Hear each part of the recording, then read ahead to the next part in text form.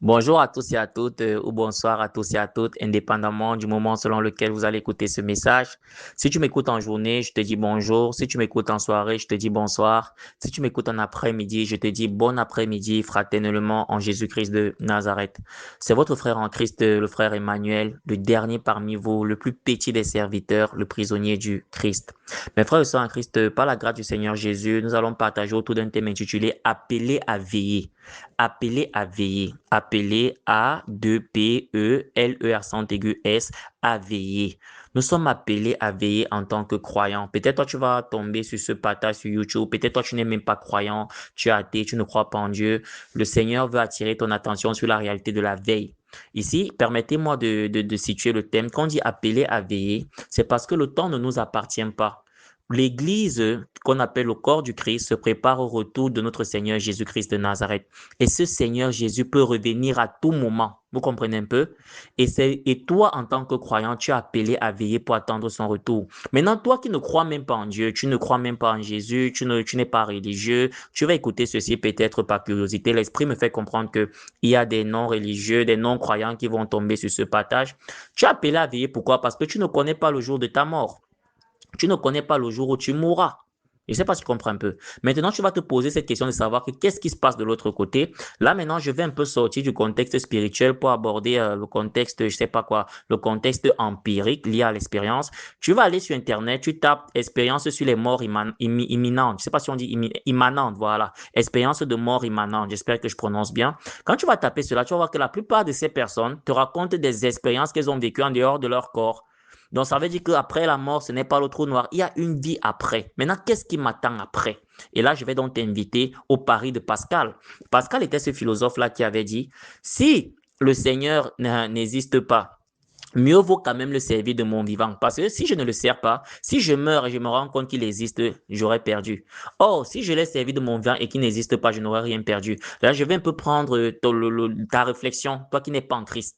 Donc, le mieux pour toi, c'est de servir Dieu. Maintenant, moi, le croyant que je suis, le frère Emmanuel, le dernier parmi vous, le plus petit des serviteurs, le prisonnier du Christ, je peux te confirmer que Jésus-Christ existe. Maintenant, tu vas me demander que comment cela se fait. J'ai vu Jésus-Christ où et tout. La question que je vais te poser, tu as vu l'air que tu respires où? Mais tu sais quand même que tu respires, tu sais quand même qu'il y a l'oxygène. Pourquoi? Parce que ce sont des choses que tu ressens. Dans ta vie de non-croyant, d'athée, si tu es un peu honnête, je suis sûr qu'il y a souvent des réalités dans ta vie qui t'ont dépassé, ce qu'on appelle la métaphysique. Même la science prévoit la métaphysique, c'est-à-dire des réalités au-delà de la physique. Ces réalités-là, au-delà de la physique, impliquent donc la spiritualité. Donc, tu es donc appelé à veiller toi également parce que tu ne sais pas le jour où tu mourras. Maintenant, si tu meurs sans le Christ, là maintenant, c'est le chrétien qui va te parler. Si tu meurs sans Jésus, si tu meurs sans la lumière qu'est Jésus-Christ, si tu meurs sans croire, ça sera le début de tes problèmes. Donc, tu es appelé à veiller. Maintenant, pour ceux qui vont vouloir contester, regardez ce mot autour de vous. Hier, tu causais avec quelqu'un, on t'a appelé ce matin pour te dire qu'il est décédé. Je vais vous raconter mon expérience personnelle. Dans mon quartier, on a un jeune très dynamique avec qui on joue au ballon quand on était tout petit. Je l'ai vu il y a de cela 4-5 jours. Je l'ai vu il y a de cela 4-5 jours. On avait toujours l'habitude de nous saluer chaque matin et tout et tout. Je l'ai vu devant un portail en train de klaxonner, en train de sonner il y a de cela 4-5 jours. Ça n'a même pas fait, je sais pas, 4-5 jours, voilà, c'est la datation de l'événement. On m'appelle pour me dire que, bon, pas qu'on m'appelle. Je reviens là le lendemain en train de passer, je trouve l'attroupement, je demande qu'est-ce qu'il y a. On me dit que c'est lui qui est décédé. Et des personnes m'ont confirmé que elles étaient ensemble en train de regarder la Coupe du Monde à 23 heures. Je ne sais pas si vous comprenez ça. Elles regardaient la Coupe du Monde à 23 heures. Il est décédé dans son sommeil. Donc, c'est pour vous montrer la fragilité de la vie. On dit fragilista fragilia. Rien n'est plus fragile que la vie, mes frères. Donc, c'est le moment de veiller. Tu dois donc veiller. Parce qu'on ne sait pas quand Jésus-Christ. Parce que c'est ça. L'Église prépare le retour de Jésus-Christ. Il y aura l'enlèvement. Ne croyez pas que ces histoires, ce sont des fables. C'est des fables eschatologiques liées à la fin des temps. Non, c'est la réalité. L'Antéchrist arrive. Les signes sont déjà là. Quand vous lisez le livre de Matthieu 24, Jésus dit, quand vous verrez ces signes, sachez que la fin est proche. Quand tu regardes le monde d'aujourd'hui, on te dit, il y aura des guerres et des bruits de guerre. Est-ce que ce n'est pas le cas? Est-ce qu'il n'y a pas de guerres et des bruits de guerre actuellement? Une nation s'élèvera contre une autre. Vous regardez le conflit russo-ukrainien, Ukraine-Russie. Est-ce que ce n'est pas le cas? Hmm? L'abomination de la désolation dans le lieu très saint. Même l'église aujourd'hui, il y a des souillures, il y a des cas de pédophilie dans l'église, il y a des cas d'homosexualité, sans vouloir pointer les gens du doigt, hein. On présente juste des réalités. Vous, tu te rends compte que beaucoup, même parmi vous, ont dit mieux, je prie à la maison. Parfois, tu pars dans ce qu'on appelle l'église, c'est-à-dire ces rassemblements religieux, tu te rends compte que mieux tu restes à la maison. Tu découvres que le péché est dans la maison. La Bible parle de l'abomination, de la désolation dans le lieu saint. Quand vous verrez ces choses, sachez que la fin est proche. Donc nous vivons déjà les signes avant-coureurs de la fin des temps, de grandes famines. Dernièrement encore, je recevais un mail du côté du Soudan, prier pour le Soudan, le Sud-Soudan, le Nord-Soudan, où on me disait de prier. En anglais, on dit for starvation, ce qu'on appelle en français l'inanimation, l'inanimation. Hein? C'est-à-dire des personnes qui vivent avec une famine pas possible. Peut-être toi, tu te plains que tu n'as pas encore le travail, tu n'as pas encore le mari, tu n'as pas encore l'emploi, tu n'as pas encore la femme. Je ne sais pas ce que tu te plains là, mais il y a des personnes qui n'ont même pas un bout de pain. Et la Bible a parlé de ça, des grandes famines. Et les gens disent souvent, pourquoi est-ce que Dieu permet ces souffrances? Si Dieu existe, pourquoi est-ce que non, ça fait partie des signes qui annoncent l'arrivée du Messie. Donc c'est même un accomplissement de la parole de Dieu, ces souffrances-là. Allez lire Matthieu 24. Maintenant, qu'est-ce que nous, les croyants, nous devons faire? Nous devons donc veiller pour que quand notre Seigneur va arriver, il nous trouve. Maintenant, toi qui ne crois pas, c'est le moment de veiller en te convertissant pour que toi également, tu ne sois pas surpris. Donc, le thème, c'est appelé à veiller. Nous sommes appelés à veiller parce que nous attendons le retour de notre Seigneur Jésus-Christ de Nazareth. Mes frères et sœurs en Christ, nous allons donc méditer. Ça serait un peu long dans le passage de Matthieu 25, verset 1 au verset 30, pour comprendre cette réalité de veiller. En passant ici, l'Esprit me dirige vers quelqu'un qui est en train de dire à son fort intérieur, depuis que Jésus a dit qu'il va venir, il est revenu quand il ne va jamais revenir. Ce sont des histoires. Mes amis, tu as la réponse à ta question, bien mon ami. Excusez-moi quand je partage, l'Esprit me dirige vers des personnes. Toi qui te demandes que depuis que Jésus-Christ a dit qu'il va venir, depuis, là, nous sommes déjà en l'an 2026, ce sont des histoires. Va lire 2 Pierre 3, verset 8 à 9. On dit un jour pour Dieu est comme 1000 ans pour l'homme. Et 1000 ans pour l'homme est comme un jour pour Dieu. Je reprends ça, 2 Pierre 3, verset 8 à 9. Un jour pour Dieu est comme 1000 ans pour l'homme et 1000 ans pour l'homme est comme un jour pour Dieu. Si nous sommes en 2026, vous allez m'excuser, je ne suis pas très bon mathématicien. Je vais essayer de faire une petite translation. Cela signifie que Jésus est parti à peine depuis 2 jours 26 minutes, par exemple. Nous sommes en 2026. Donc Jésus est seulement parti depuis 2 jours 26 minutes et toi tu te plains qu'il est en train de retarder. Un jour pour Dieu, c'est comme 1000 ans pour l'homme. 1000 ans pour l'homme est comme un jour pour Dieu. C'est pas le frère Emmanuel, 2 Pierre 3, verset 8. Donc Jésus-Christ revient bientôt, c'est une réalité. Nous entrons dans notre thème. Matthieu 25, verset 1 à 30, appelé à veiller. Veillons, veillons, veillons, car le Seigneur revient bientôt. Église, ce n'est pas le moment d'être distrait. Je sais que nous vivons actuellement une Coupe du Monde. Que Dieu bénisse tous les joueurs, les frères en Christ qui jouent au football. Voilà. Ça avait beaucoup de plaisir que je regarde cette Coupe du Monde. Je vois des footballeurs qui prient. Je pense au pays qu'on appelle le Curaçao. Ça m'a beaucoup marqué. À la fin de leur match, ils se rassemblent avec les adversaires pour prier. Mais il y a plus important que la Coupe du Monde. Nous ne sommes pas de ce monde. Je ne t'ai pas interdit de regarder un match de football, mais il y a plus important, le retour de Jésus-Christ de Nazareth. Tu ne dois pas être distrait. Tu dois continuer dans le jeûne, dans la prière, dans la consécration, dans la sanctification et dans la méditation de la parole de Dieu qui est la Sainte Bible. Matthieu 25, verset 1 au verset 30. Alors le royaume des cieux ressemblera à 10 jeunes filles qui ont pris leur lampe pour aller à la rencontre du marié. Ici, il faut comprendre que notre relation avec Dieu, c'est un peu l'image du mariage. Ici, là, le marié, c'est Christ. Christ est notre époux et la mariée, c'est l'Église. L'Église qui est le corps du Christ. Nous sommes les épouses de Jésus. Vous comprenez un peu? Verset 2. 5 d'entre elles étaient folles et 5 étaient sages. Donc, on dit, je reprends le verset 1, Matthieu 25, verset 1. Alors, le royaume des cieux ressemblera à 10 jeunes filles qui ont pris leur lampe pour aller à la rencontre du marié. Ici, les jeunes filles, c'est, on peut dire, l'ensemble des croyants, l'ensemble de la population. On dit donc que 5 d'entre elles étaient folles et 5 étaient sages. C'est-à-dire, parmi ces jeunes filles, il y a d'autres qui sont sages, c'est-à-dire ces chrétiens-là qui sont consacrés, qui sont toujours dans la prière, dans la sanctification, sainteté, qui ont abandonné le péché. Parce que c'est ça la vie en Christ. La vie en Christ, ce n'est pas être catholique, être protestant, être je sais pas ce que tu veux, avoir le baptême. Non, c'est pas d'abord ça. La vie en Christ, c'est prendre la décision d'abandonner tes péchés d'abord. Ensuite, quand tu vas prendre la décision d'abandonner tes péchés, tu vas donc aller vers le baptême pour matérialiser ta repentance, le baptême d'eau. Et ensuite, tu vas donc recevoir le baptême du Saint-Esprit, qui sera la force qui va te donner de marcher et de manifester ce qu'on appelle la puissance, les dons de l'esprit, que tu vas retrouver dans le livre de 1 Corinthiens 12, verset 8 au verset 10. Donc ici, on a 5 folles, on a 5 sages. Les sages, c'est comme j'expliquais tantôt par la grâce du Seigneur Jésus. Ce sont ces chrétiens-là, ces croyants-là, qui sont vraiment dans la consécration. Ils ont mis le péché de côté, dans la prière, dans le jeûne, dans la méditation. Maintenant, les folles, ce sont ceux qui blaguent, les blagueurs. C'est-à-dire un jour, un pied dedans, un pied dehors. Un jour, tu es à l'église, un jour, tu n'es pas. Toi, tu dis même que Dieu n'existe pas. Tu fais ta vie et tout. Tu fais tes projets. alors que tu n'es même pas maître de ton souffle de vie. Je vous ai raconté l'histoire de ce jeune qui est mort. Je suis sûr qu'il avait des projets, mais il ne pouvait pas imaginer qu'après un match qui se termine à 23 heures, comme il partait dormir, là, c'était la mort. Toi également, ma soeur, je ne te souhaite pas ça. Tu as fait des projets, c'est bien. Tu fais des projections dans 1 an, 2 ans, c'est bien. Mais qui te prouve que tu vivras demain? C'est le moment de te convertir. C'est le moment de chercher Jésus-Christ à travers une Bible, à travers la parole de Dieu. Donc les folles ici, ce sont celles-là qui n'ont pas conscience, ces croyants, ces personnes qui vivent leur vie comme bon leur semble. Verset 2. Certaines d'entre elles étaient folles et certaines étaient sages. Verset 3. Celles qui étaient folles ne prient pas d'huile avec elles en emportant leur lampe. Vous voyez, nous sommes ici en pleine nuit. On attend l'époux qui est Jésus. Vous comprenez un peu? Et c'est un peu ça. C'est l'image d'aujourd'hui. Aujourd'hui, excusez-moi, ça va peut-être paraître un peu hyperbolique. Peut-être vous allez trouver que je plonge dans l'exagération, mais le monde est plongé dans les ténèbres. Quand tu regardes l'actualité, tu regardes tes réseaux, ce sont les ténèbres. Malheureusement, c'est ça. Donc, nous sommes en plein dans la nuit noire et on attend le Seigneur. Maintenant, ceux qui sont sages ont leur lampe avec leur huile. Ils ont apprêté leur lampe le moment venu parce que quand l'époux va venir, on va aller vers lui avec la lumière, qui est l'huile qui est dans nos lampes. Maintenant, les folles ont leur lampe, mais elles ont mis l'huile de côté. L'huile ici symbolise l'onction. L'huile ici symbolise la consécration. L'huile ici symbolise la sainteté. Voilà les vêtements que tu dois porter. La sainteté, l'onction, la consécration. Consacré veut dire te mettre à part pour Dieu. C'est-à-dire Dieu passe avant tout. Ce sont donc ces personnes-là qui ont leur lampe avec l'huile, en pleine nuit noire que nous vivons. Maintenant, d'autres ont leur lampe, ils n'ont pas d'huile, c'est-à-dire ils vivent leur vie comme bon leur semble. On continue. Tandis que les sages prirent avec leur lampe de l'huile dans les vases. Comme le marié tardait, toute s'assoupit et s'endormit. C'est un peu comme à présent. Tu dis que Jésus va venir quand? Jésus, ce sont des histoires depuis qu'on dit qu'il va venir.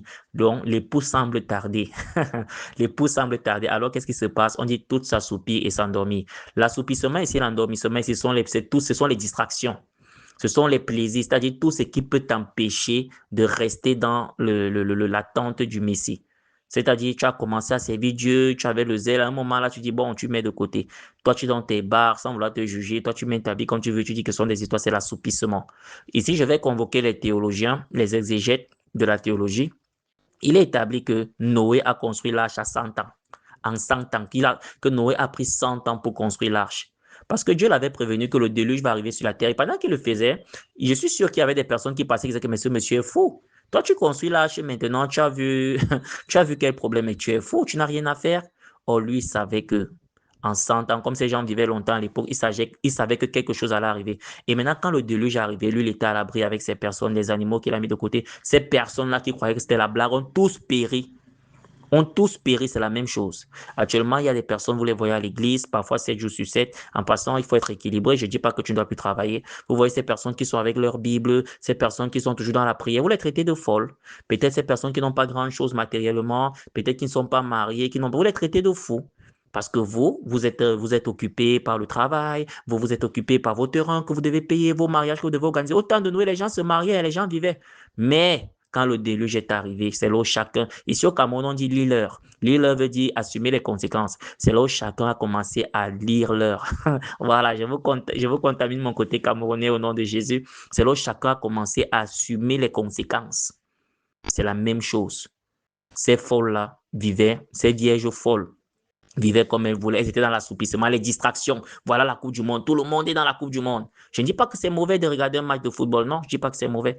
Mais tu ne dois pas te laisser distraire par l'essentiel. Il y en a même qui ne vont même plus dans les programmes de prière, qui ne vont plus à l'église, qui ne prennent même plus des jeunes, des programmes personnels, qui ne lisent plus la Bible. Tout le monde est concentré. Si Jésus-Christ revient donc maintenant en pleine Coupe du Monde, il te trouve que tu n'es pas prêt. Que feras-tu, frère? Que feras-tu, ma sœur?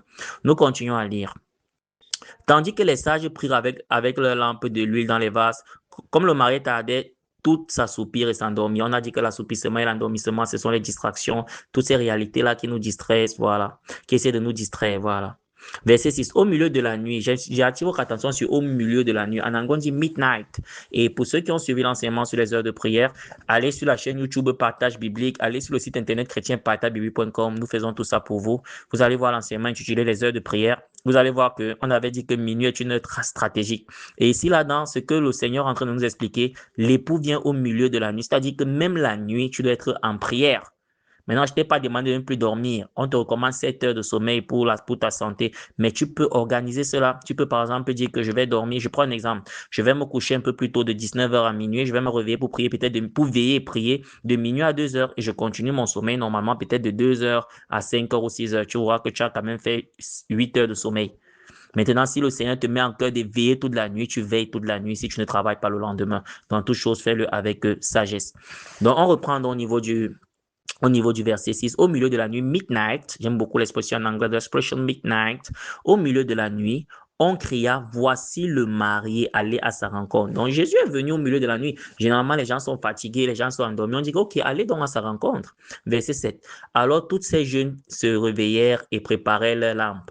Les folles disent aux sages, voilà, vous voyez, donc tout le monde s'est réveillé maintenant et préparait leur lampe. Maintenant, les folles, c'est-à-dire ceux qui n'étaient pas prêts, qui ont négligé l'huile, ceux qui ont négligé la consécration, ceux qui ont négligé l'onction, ceux qui ont négligé les choses de Dieu. Les folles disent aux sages, donnez-nous de votre huile car nos lampes s'éteignent. Vous voyez, c'est exactement ce qui va se passer au moment de l'enlèvement, là, quand Jésus va venir enlever ces personnes, va venir enlever ses serviteurs, oh Seigneur, je prie Dieu que je sois parmi les enlevés, sanctifie-moi pour que je sois sans tâche quand tu viendras enlever ton église. Au moment de l'enlèvement, là, quand le Seigneur viendra, il y aura peut-être tes frères, tes sœurs qui n'étaient pas dans la foi et tout, qui vont dire, pardon, aide-moi, prie, parfois même tu as entendu ça, prie pour moi, voilà, il faut que tu pries, toi tu es bien, il faut, mais ça sera tard. Pourquoi? Parce que la sainteté n'est pas contagieuse. Je reprends ça. La sainteté n'est pas contagieuse. C'est un père à la fois, moi, qui le disait encore hier à l'église. La sainteté n'est pas contagieuse, c'est vrai.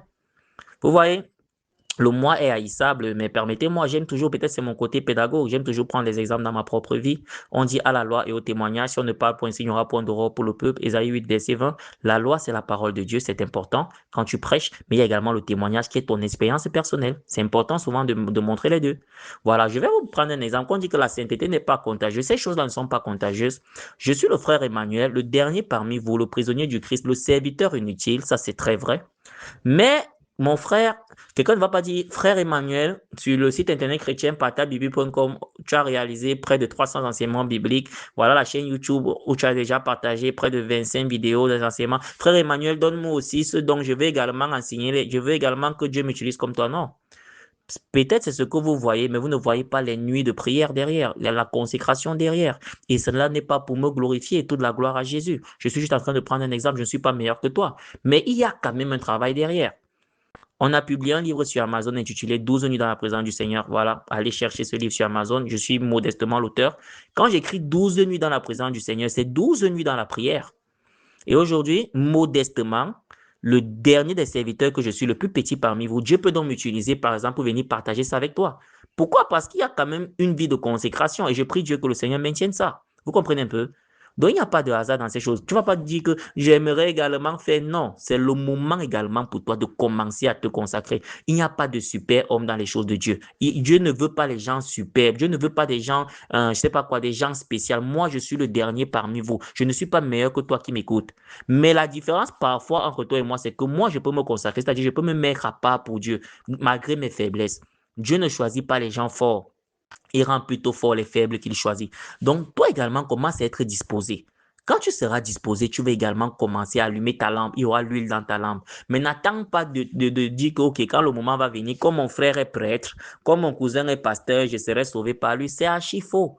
C'est archi faux. C'est ce que nous voyons dans le passage du verset 7. Alors tous ces jeunes filles se réveillèrent et préparaient leur lampe. Les folles dirent aux sages, donnez-nous de votre huile car nos lampes s'éteignent. Les sages répondirent, non, il n'y en aurait pas assez pour nous et pour vous. Parce que le salut est d'abord individuel. On partage la parole de Dieu là, mais le salut, c'est d'abord individuel. Donc, il n'y en aura pas assez le moment venu pour t'accrocher à ton frère qui prie, pour t'accrocher à ta soeur qui prie. Toi-même qui m'écoutes, tu dois commencer à prier maintenant. Et maintenant, ne me dis pas que je ne connais pas prier, frère Emmanuel. La prière, c'est ta relation. La prière, c'est ton cœur. C'est ce qui se... Donc, exprime-toi en fonction de ton cœur. Ce n'est pas des bonnes phrases que tu alignes. C'est ton cœur que Dieu veut d'abord voir. Les sages répondirent, non, il n'y en aurait pas assez pour nous et pour vous. Allez plutôt chez ceux qui vendent et achetez-en pour vous. Verset 10. Pendant qu'elles allaient en acheter, le mari arriva. C'est-à-dire, ce jour-là, tu vas vouloir t'accrocher aux gens que voilà Jésus qui arrive. On va te dire, OK, va plutôt, c'est le moment peut-être d'aller prier, c'est le moment d'aller peut-être te rapprocher de tel. Pendant que tu vas aller te rapprocher de ces personnes qui ont l'onction, pourquoi on te transmet aussi l'onction? Jésus est déjà là, tu fais comment? Pendant qu'elles allaient en acheter, le mari arriva. Celle qui était prête entrait avec lui dans la salle de noces et la porte fut fermée. Donc, il va arriver et il va prendre ces gens et la porte sera fermée. Il sera trop tard. Verset 11. Plus tard, les autres jeunes filles vinrent et dirent, Seigneur, Seigneur, ouvre-nous. Mais il répondit, je vous le dis en vérité, je ne vous connais pas. Verset 13, restez donc vigilants puisque vous ne savez ni le jour ni l'heure où le Fils de l'homme viendra. Donc on ne connaît moi-même le frère Emmanuel que le Saint-Esprit est en train d'utiliser pour attirer ton attention sur ces choses. Moi-même je vais réécouter pour attirer mon attention sur ces choses. Je ne connais ni le jour ni l'heure. Donc il faut rester en état d'éveil. Arrête de dire que mon travail, en passant moi-même je me confesse, parfois je suis tombé dans ce piège-là, cette idiotie, excusez-moi, cette insanité de dire cette sottise, voilà, de dire mon travail, non. C'est quoi ton travail par rapport à ton âme? Est-ce qu'au ciel, on va te juger parce que tu es professeur, parce que tu es député, parce que tu es, je sais pas quoi, agent communal, parce que tu es président de la République? Non, c'est pas d'abord ça. Au ciel, on te jugera en fonction de ta sainteté sur terre, ta bonté, en fonction de ton degré de consécration. Qu'est-ce que tu as fait pour Dieu? Qu'est-ce que tu as fait pour Dieu? Moi, humblement, je pourrais dire, j'ai créé, Seigneur, un site internet chrétien, patabibi.com, où j'ai mis ta parole là-bas gratuitement. Quand tu m'utilisais, je diffusais. Je partageais avec tes enfants les enseignements sur YouTube. Les enseignements sont là. Moi, je pourrais peut-être présenter ça. Peut-être. Toi, qu'est-ce que tu pourras présenter, par exemple? Et tu es toujours là, tu dis, mon travail, vraiment mes enfants. OK. On verra si tes enfants pourront te sauver. On verra si ton travail pourra te sauver. C'était la situation de ces folles. Dieu a dit, je ne vous connais pas. Pourquoi? Parce qu'elles ne se sont pas intéressées à l'essentiel. Leur lampe n'avait pas d'huile. Il n'y avait pas de consécration dans leur vie. Donc, quand tu mènes une vie sans consécration consacrée, vient de l'hébreu kadosh qui veut dire séparé du monde. Comment ça t'est séparé du monde? Séparé du monde ne veut pas dire que tu n'auras plus les amis, tu n'iras plus au travail. Ça veut dire que c'est pas toi du raisonnement de cette terre parce que le raisonnement de cette terre malheureusement n'est pas de Dieu. Dans cette terre, c'est le capitalisme à outrance. Les gens recherchent l'argent matin, midi, soir, la méchanceté. Si quelqu'un peut te tuer pour avoir quelque chose, c'est la vie, c'est ce que tu observes. Mais nous sommes de Dieu, nous n'avons pas le même raisonnement. Et Jésus va dire, je ne te connais pas. Peut-être toi, tu pars à l'église chaque jour, mais tu continues dans la fornication, rapport sexuel en dehors du mariage. Tu continues dans le mensonge, tu continues dans le péché. Pour toi, c'est normal parce que tu as la communion. Non, Dieu ne te connaît pas. Pourquoi? Parce que tu n'es pas consacré à lui. Consacré à lui veut dire épouser une vie qui ressemble à Dieu. Et de toi-même, tu ne peux pas le faire. On revient toujours à cela. Tu dois donc accepter Jésus. C'est quand tu acceptes Jésus, Jésus en toi vient te transformer. Son esprit vient te changer. Tu quittes du péché à la sainteté. Nous poursuivons avec le verset 14. Ce sera en effet pareil au cas d'un homme qui partant pour un voyage appela ses serviteurs et leur remit ses biens. Il donna 5 sacs d'argent à l'un, 2 à l'autre et 1 au troisième, à chacun selon sa capacité. Puis il partit aussitôt. Ici, on voit la réalité du potentiel du don. Arrête de dire que non, l'autre, Dieu l'a beaucoup béni, Dieu, ce sont les enfants préférés de Dieu. Non, il n'y a pas d'enfant préféré de Dieu. Il n'y a que son fils Jésus-Christ qui est le bien-aimé. Dieu ne fait pas de favoritisme. Dieu a donné à chacun quelque chose. Toi-même, tu as quelque chose. Peut-être que nous n'avons pas la même quantité de choses, mais chacun de nous a un potentiel. Verset 16. Celui qui avait reçu les 5 sacs d'argent s'en alla travailler avec eux et gagna 5 autres sacs. Donc, il a fructifié ce que Dieu l'a donné. De même, celui qui avait reçu les 2 sacs d'argent en gagna 2 autres. Il a fructifié. Celui qui n'en avait reçu qu'un alla creuser un trou dans la terre et cacha l'argent de son maître. Longtemps après, le maître de ses serviteurs revint et leur fit rendre des comptes. Voilà, verset 20. Celui qui avait reçu les 5 sacs d'argent s'approcha en apportant 5 autres et dit, Seigneur, tu m'as remis 5 sacs d'argent, en voici 5 autres que j'ai gagnés. Cela signifie quoi? Dans l'état de veille, on est appelé à fructifier ce que nous avons. Par exemple, voilà, je vais revenir à moi. Par exemple, moi, humblement, Dieu m'a donné ce don de prophétie de parler de sa part. Je ne vais pas dire que comme Dieu m'a donné le don de parler de sa part, je vais limiter ça à moi-même. Tu comprends? C'est vrai que quand on exhorte, on s'exhorte d'abord soi-même. Dieu va te demander que tu as gagné combien de personnes. Frère Emmanuel, je t'ai donné la connaissance de ma parole. Tu as parlé de ma parole à combien de personnes? Tu as gagné combien de personnes à Christ? C'est un peu ça. Toi, qu'est-ce que tu as déjà fait pour Dieu à ton niveau? Ce n'est pas un travail de pasteur et de prêtre uniquement. Ça, c'est la religion, le religar qui nous a menti. Excusez-moi les religieux, que le Seigneur vous bénisse, mais il ne s'agit pas d'une affaire des prêtres, des pasteurs, non. Parce qu'il est écrit dans le livre d'Apocalypse 1 au verset 6 qu'il a fait de nous un royaume de sacrificateurs. Les sacrificateurs sont les prêtres. Donc, quand tu donnes ta vie à Jésus, quand tu reçois le Saint-Esprit, toi-même, tu deviens un prêtre. Maintenant, cela ne signifie pas qu'il n'y a plus les gens consacrés pour servir dans l'église. Il y en a toujours. Mais sache que tu es le premier prêtre de ta famille. Tu es le premier prêtre de ta maison. Tu es le premier prêtre de ton quartier. Si quelqu'un tombe malade autour de toi, ce n'est pas d'abord le prêtre que tu vas appeler. Jésus également est en toi. Tu peux prier la personne guérie. Donc, c'est un peu ça. Donc, chacun doit fructifier la vie de Dieu. L'autre est allé enterrer la vie de Dieu. Qu'est-ce qui lui est arrivé? Et quand il a enterré, ça veut dire qu'il a arrêté de veiller. Quand tu arrêtes de veiller, tu arrêtes de multiplier, tu arrêtes de fructifier le potentiel. Voilà. Celui qui avait reçu les 2 sacs d'argent s'approcha, nous sommes au verset 22 aussi, et dit, Seigneur, tu m'as remis 2 sacs d'argent, en voici 2 autres que j'ai gagnés. Son maître lui dit, c'est bien, bon et fidèle serviteur, tu as été fidèle un peu de choses, je te confierai beaucoup. Viens partager l'argent de ton maître. Celui qui n'avait reçu qu'un sac d'argent, vous voyez, ici j'attire votre attention sur le verset 23, on dit que toi quand même tu as été fidèle et on va encore te donner. Donc avec Dieu c'est comme ça, hein. Plus tu donnes, plus tu reçois, plus tu donnes, plus tu reçois. Par exemple, ce don de prophétie que Dieu m'a donné, quand on partage la parole de Dieu comme ça avec vous, Dieu va encore me donner des enseignements parce que il voit ma volonté de partager. Or, si je garde pour moi, je ne reçois rien. Donc, avec Dieu, c'est ça. Plus tu te donnes, plus tu reçois. Plus tu te donnes, plus tu reçois. Or, celui qui a reçu, qui dit que non, j'ai reçu petit, même le petit là, va partir. Commence à te demander qu'est-ce que je peux faire pour Dieu à mon niveau, qu'est-ce que je peux faire pour Dieu? Est-ce que c'est par exemple soutenir les orphelins? Est-ce que c'est par exemple soutenir les œuvres de Dieu, les serviteurs de Dieu? Est-ce que c'est par exemple prier pour des gens? Parce que c'est également un don. Peut-être toi tu as un don de prière. Commence à prier. Prie pour ton pays, prie pour ton continent, prie pour des gens par exemple.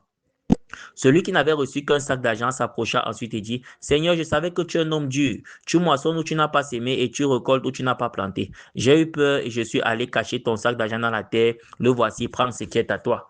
Donc tu vas revenir le jour là, dire au Seigneur, reprends ce que tu m'as donné. Non, Dieu veut que ce qu'il t'a donné produise. On part dans le verset 26. Son maître lui répondit, serviteur mauvais et paresseux, tu savais que je moissonne où je n'ai pas sémé et que je récolte où je n'ai pas planté. Il te fallait donc remettre mon argent au banquier. Vous voyez que la parole de Dieu, la Bible, c'est un livre exceptionnel. Toi, le banquier qui va écouter, commence à lire la Bible. Voilà, voilà la banque qui apparaît dans la Bible. La Bible te permet de réussir dans tous les aspects de ta vie. Financier, social, spirituel, il y a tout. Voilà que le Seigneur nous montre l'intelligence de la banque, l'intelligence de l'épargne. Verset 27, il te fallait donc remettre mon argent au banquier. Que le Seigneur bénisse tous les banquiers. Banquier qui va écouter, que le Seigneur te bénisse, mon frère. Toi qui es banquier, que le Seigneur te bénisse. Toi qui es banquière, sois béni au nom de Jésus. Il te fallait donc remettre mon argent au banquier et à mon retour, j'aurais retiré ce qui est à moi avec un intérêt. C'est Jésus qui parle. Verset 28. Prenez-lui donc le sac d'argent et donnez-le à celui qui a les 10 sacs d'argent. En effet, on donnera à celui qui a et il sera dans l'abondance. Mais à celui qui n'a pas, on enlèvera même ce qu'il a. Vous voyez, appelé à veiller. Pourquoi cela ont été récompensés? Parce que quelque part, ils ont veillé sur ce qu'on leur a donné. Donc, Dieu nous montre 2 réalités. D'abord, la première réalité, c'est les 10 vierges qui attendaient l'époux. Voilà, parmi elles, il y avait 5 folles, 5 sages, on vient d'expliquer. Les autres n'avaient pas l'huile dans leur lampe. Et l'époux est venu à minuit, les autres étaient pris de court. Ici, on voit la veille sur le plan physique, sur le plan empirique, c'est-à-dire l'état de vigilance. Maintenant, Jésus nous montre notre type de veille, c'est-à-dire la fructification. Veiller également, c'est fructifier, multiplier ce que Dieu t'a donné. Quand Dieu te donne quelque chose, tu dois veiller sur ce que Dieu t'a donné en le multipliant. C'est pour ça que moi, par exemple, j'ai mis sur pied le site internet chrétien partabible.com parce que la vision est immense. Il faut toucher le monde entier. Donc, ça doit aller. Dieu t'a donné un don, par exemple, de guérison. Tu vois, ça ne doit pas se limiter à ta famille. Il faut que tu ailles dans les hôpitaux, commencer à prier pour les malades. Dieu t'a donné, par exemple, un don, je sais pas quoi, d'interprétation. Tu dois commencer à interpréter même pour des rois. Il y a des rois, des chefs d'État, des ministres qui ont besoin de direction. Tu dois commencer à interpréter pour eux. Dieu t'a donné, par exemple, un don de foi. C'est-à-dire, cette foi ne doit pas se limiter à toi. Tu dois communiquer la foi. Il y a des gens autour de toi qui sont abattus. Voilà. Par exemple, il y a quelqu'un autour de toi. Nous sommes ici en Afrique. L'emploi est tellement compliqué. Il se dit que parce qu'il a 40 ans, il n'a jamais travaillé, sa vie est finie. Tu dois communiquer la foi, relever cette personne. Tu vois un peu? Donc, tu dois multiplier et fructifier. En multipliant et en fructifiant ce que tu as, tu es également en train de veiller ce que Dieu t'a donné. Et quand tu fais ainsi, Dieu va te récompenser. Verset 29. En effet, on donnera à celui qui a et il sera dans l'abondance. Mais à celui qui n'a pas, on enlèvera même ce qu'il a. Verset 30. Quant au serviteur inutile, jetez-le dans les ténèbres extérieures. C'est là qu'il y aura des pleurs et des grincements dedans. On voit la réalité ici de l'enfer. Peut-être toi, tu ne crois pas à l'enfer. Mais c'est des réalités qui existent. Quand tu entends jeter-le dans le lieu inutile, il y aura des ténèbres, des grincements dedans. C'est où? C'est le lieu de tourment, c'est le lieu de souffrance, ce lieu existe. Donc sur terre, si tu n'es pas utile avec le potentiel que Dieu t'a donné, si tu n'utilises pas ce potentiel pour glorifier Dieu, pas pour te glorifier, parce que tu n'es pas le plus important. Le plus important, c'est Dieu qui agit à travers toi. Ne crois pas que parce que tu as prié, quelqu'un est guéri, tu es fort. Non, c'est Jésus qui est fort à travers toi. Il n'y a pas aucun homme de Dieu fort. Peut-être je vais scandaliser les gens. Aucun homme de Dieu n'est fort. C'est Jésus qui est fort à travers ces hommes. Nous-mêmes, nous sommes faibles. C'est pour ça que moi, je dis, moi, je suis le premier à vous dire, le frère Emmanuel, le plus petit des serviteurs, je suis le dernier parmi vous. Si je parle aujourd'hui, si je partage la parole de Dieu, ce n'est pas parce que je suis spécial, c'est Jésus qui l'a voulu. Mais je suis conscient qu'il faut que j'utilise ce potentiel pour le multiplier. Pourquoi? Parce que si je ne multiplie pas ce potentiel, si je ne fructifie pas, si je ne développe pas le potentiel que Dieu m'a donné, je ne suis pas en train de veiller. Je suis en train de laisser pourrir ce que Dieu m'a donné. Et au jour dernier, je serai peut-être bon pour le lieu de tourment. Donc, il faut éviter cela. Nous sommes appelés à veiller. Nous devons rester vigilants parce que le Seigneur revient bientôt. Oui, peut-être cette formule te fait rire. Tu dis depuis qu'on dit ça, Jésus revient bientôt. Tu dois rester dans la prière, dans la sainteté, dans la méditation de la parole de Dieu. Tu dois éviter les distractions inutiles. Tu dois toujours te rappeler que tu ne connais pas le jour de ta mort. Il peut revenir de deux manières. Il peut revenir comme ça au ciel. On voit comment Jésus vient, voilà, eschatologique. Voilà, le ciel s'est ouvert, Jésus revient. Il peut revenir même par ta mort. Pourquoi? Parce qu'il est écrit dans le livre d'Hébreux 9 au verset 27. Il n'est réservé qu'aux hommes de mourir qu'une seule fois. Après quoi vient le jugement? Quand tu es en Christ, tu ne crois pas en la réincarnation. Désolé pour les traditionnalistes qui vont écouter. Nous, en Christ, on ne croit pas en la réincarnation. Je n'aurai pas une autre vie où je vais revenir comme un chat, non. Ma vie, c'est maintenant. Si je l'amène n'importe comment, c'est le lieu de tourment. Donc, on dit qu'il n'est réservé qu'aux hommes de mourir qu'une seule fois. Après quoi vient le jugement? C'est-à-dire quand tu meurs là, tu es face à ton Dieu. Voilà Jésus qui revient devant toi après ta mort. Si c'est bon, tu pars au paradis, au niveau du sein d'Abraham. Si c'est mauvais, tu vas aller souffrir dans le feu. Ça, c'est clair. C'est pas le frère Emmanuel qui invente ça. Matthieu 16, verset 19 au verset 30. Allez lire. Jésus nous a clairement montré ce qui se passe après la mort. Matthieu 16, Luc 16, excusez-moi s'il vous plaît. Luc 16, verset 19 au verset 30. Va lire. Jésus te montre clairement ce qui se passe après ta mort. Si c'est bon, tu pars dans le sein d'Abraham, qui se conforme au paradis. Si c'est mauvais, tu pars dans le séjour des morts, qui n'est pas encore l'enfer, mais qui est un avant-goût de l'enfer, le lieu de tourment, de grincement dedans. Maintenant, au jour dernier, Jésus vient maintenant te jeter dans l'enfer, parce qu'il y a trois types de morts. Il y a d'abord la mort spirituelle qui précède la mort physique. Ensuite, il y a la mort physique que nous tous on voit là. Maintenant, il y a la séparation éternelle avec Dieu, qu'on te jette en enfer. Ce sont les trois types de morts. Donc, mes frères et sœurs en Christ, nous sommes appelés à veiller. Ce message, c'est pour t'encourager à veiller. Il n'y a pas de distraction. Jésus revient, les signes sont déjà là. Reste dans la prière, reste dans l'évangélisation, reste attaché aux choses de Dieu. Peut-être tu m'écoutes, tu n'as pas encore beaucoup de choses. Tu n'as pas encore une femme, tu n'as pas encore un mari, tu n'as pas encore l'argent que tu veux, tu n'as pas encore un compte bancaire. Le frère Emmanuel, même, je suis le premier. Il y a beaucoup de choses là. Hein. Ne crois pas que par toi, la parole de Dieu avec vous, Jésus m'a béni, j'ai les maisons. Non, non, j'ai pas encore ma propre maison, par exemple. Mais je ne vais pas rester là à me concentrer que j'ai pas ma propre maison. Non, je me consacre sur le fait que est-ce que l'évangile avance? Est-ce que ce que Dieu a mis en moi, je l'utilise pour aider mon prochain? Aujourd'hui, qu'est-ce que j'ai fait pour Dieu? C'est ça. Est-ce que j'ai prié cette nuit? Parce que nous venons de voir que l'époux était revenu au milieu de la nuit. Nous devons veiller et prier. Donc, nous sommes appelés à rester en état de veille. Prière, prière, même si tu travailles comment, trouve toujours un temps pour Dieu, mon frère, ma soeur. Mon frère, ma soeur, j'espère que ce partage t'a béni, appelé à veiller. Nous allons terminer par la prière, mais avant de terminer par la prière, permettez-moi toujours de vous redire, voilà, que nous avons mis sur pied la chaîne YouTube Partage biblique. C'est une chaîne qui se propose à la longue de partager près de 300 enseignements, ou plus de 300 enseignements, cela va dépendre du Saint-Esprit. Partagez la chaîne, allez redécouvrir la chaîne. Actuellement, nous comptons 39 abonnés. Voilà, 39 abonnés. Pour le moment, je bénis bien Dieu pour les 39 abonnés. Nous comptons, je pense, 684 visualisations. Que le nom du Seigneur soit béni. Mais toi qui m'écoutes, tu peux m'encourager. S'il y a des bénévoles parmi vous, des bénévoles chrétiens, des gens qui s'y connaissent en marketing digital, des chrétiens, des croyants, qui peuvent nous accompagner dans la vision, vous êtes les bienvenus. Venez nous aider pour que le message puisse aller le plus loin possible. S'il y a des personnes qui peuvent nous aider à doubler les enseignements, c'est-à-dire quelqu'un peut écouter, comme on partage actuellement en français là, quelqu'un peut écouter peut-être ça en anglais quelque part, en espagnol, venez nous aider, je compte sur vous. Le frère Emmanuel est disponible. Vous écrivez juste en commentaire, vous laissez votre contact, j'entrerai en contact avec vous, ou bien vous allez dans ce qu'on appelle plus. Dans plus, vous allez voir mon adresse mail. Voilà, vous m'écrivez un mail, on entre en contact, on voit comment on peut faire cela. Je bénis Dieu pour les frères qui ont déjà commencé à soutenir la vision. Je ne vais pas les citer ici, voilà. Ceux qui ont déjà commencé à faire en sorte qu'on soit sur YouTube, ceux qui ont déjà commencé à faire en sorte que le site internet chrétien soit là, que le Seigneur vous bénisse. Donc, allez-y. Partagez la chaîne YouTube Partage biblique, partagez le site internet chrétien partagebiblique.com. Les enseignements sont gratuits. On a reçu gratuitement, on donne gratuitement. Maintenant, si le Seigneur vous met en cœur de nous soutenir, de nous accompagner, parce que c'est une bénédiction. La Bible dit dans le livre de Galates, que celui à qui on annonce l'évangile fasse part de ses biens à celui qui le prêche, ou bien à celui qui lui annonce l'évangile. Donc, c'est également important de soutenir. Si le Seigneur vous met encore de me soutenir, de nous soutenir, allez également dans la chaîne YouTube, vous allez voir comment c'est possible et que le Seigneur vous bénisse. Nous allons terminer par la prière.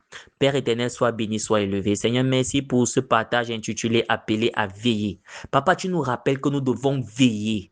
Veiller, car nous ne savons ni l'heure ni le jour.